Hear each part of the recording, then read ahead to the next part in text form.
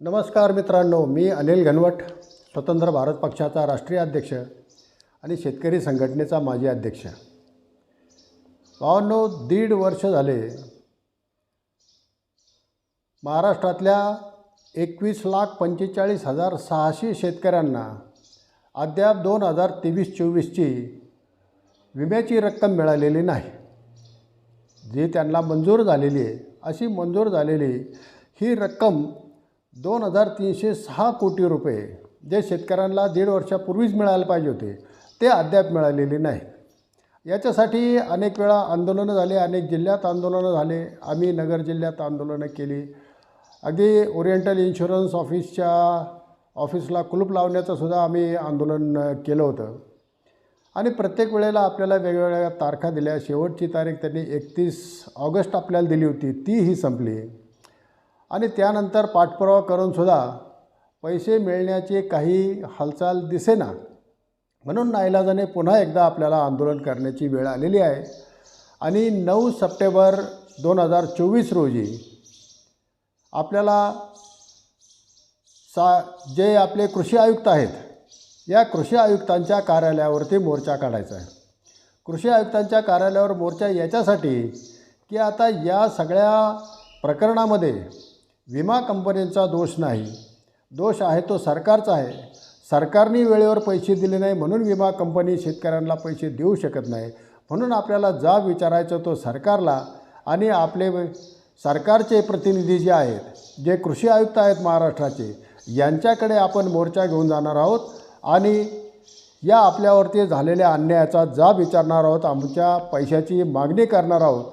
आणि याच्यासाठी आपल्याला मोठ्या संख्येने जाणं गरजेचं आहे।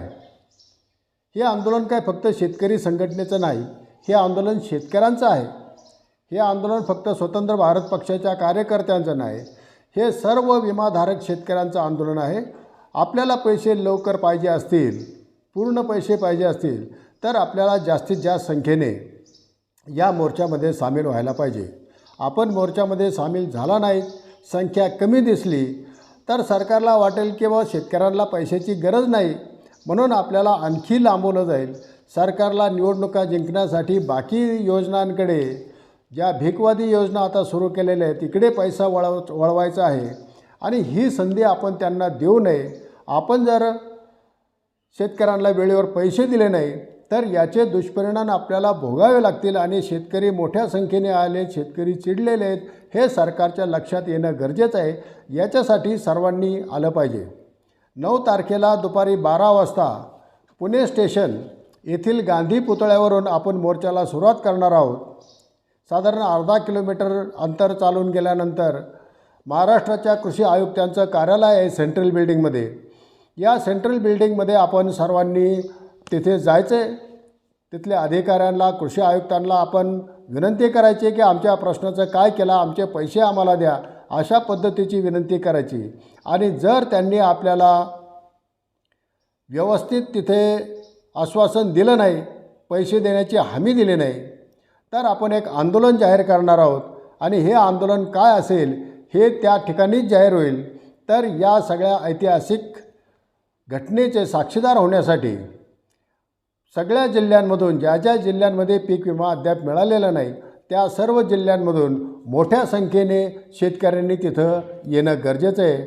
जवळजवळ 21.5 लाख शेतकऱ्यांचा हा प्रश्न आहे। त्याच्यापैकी किमान 2-3 हजार तर शेतकऱ्यांनी यायला हरकत नाही।